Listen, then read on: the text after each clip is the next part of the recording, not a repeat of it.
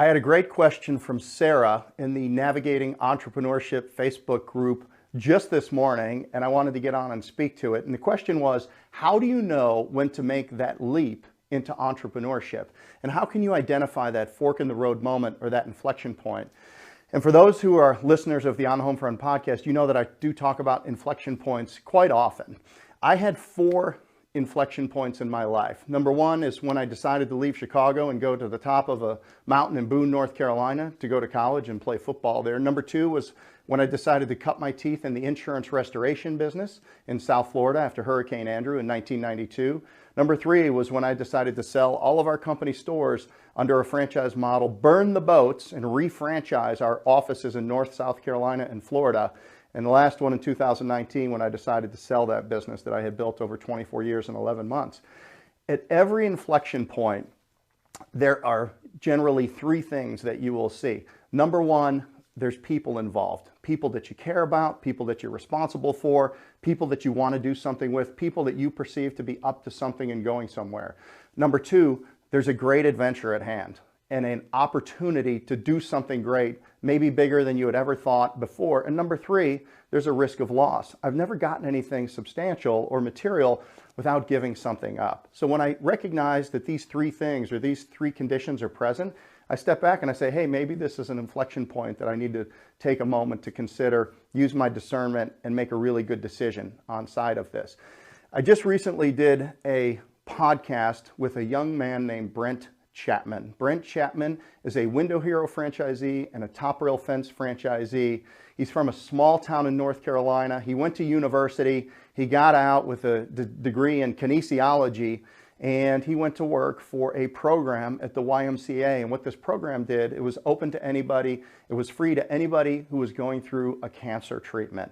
And so he would put fitness, nutrition, accountability, mental coaching, groups, and it would just be support, holistic support that for people free of charge, for people that were going through something in their life that was challenging and ultimately could take their life.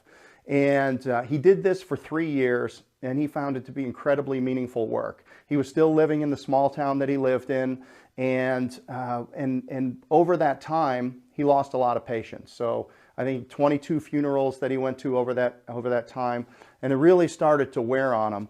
And the other thing is that he saw his future clearly. He saw that he was really good at this, that he could make a life in that, but he was going to probably live in the same town he grew up in. His income was going to be capped at whatever wage he could make in doing that job, very meaningful work. And he saw that he could probably do that. He saw other people doing that for 30 or 40 years. About this time, 2 things happened, and this was a big inflection point for Brent Chapman. Number 1, he was offered a 6-figure job to go and do something different, which was a big consideration because it wouldn't have all of the mental strain that was on it for helping these cancer patients day in and day out. And the other thing was it was a pretty good increase in salary. Another thing happened, a little bit of serendipity. This is the people part of it. He met a guy named Tyler Kirk, and he had a friend who were looking to create, at the times, a labor pains franchise, which is the predecessor to Window Hero. And he would have to move to Greensboro and start the business from the ground up. But he had a series of meetings, and ultimately he looked at that inflection point and he decided that that's what he was going to do. So on Christmas Day, and I told Brent, you probably could have waited a day, maybe even a week after the new year, but he told his mom that that's what he was going to do, that he was going to go start this business, and he was going to forego this job that he went to college to get a degree for, and he was going to start this business from the ground up. And she cried. She was incredibly upset about that. But he felt like he was called to do this, and he saw the adventure and the opportunity, and he was excited about it. So he took a chance. And with 2 other gentlemen, he rented a 1-bedroom apartment. His bedroom was actually in the walk-in closet on a twin mattress, and that's where he started his business from.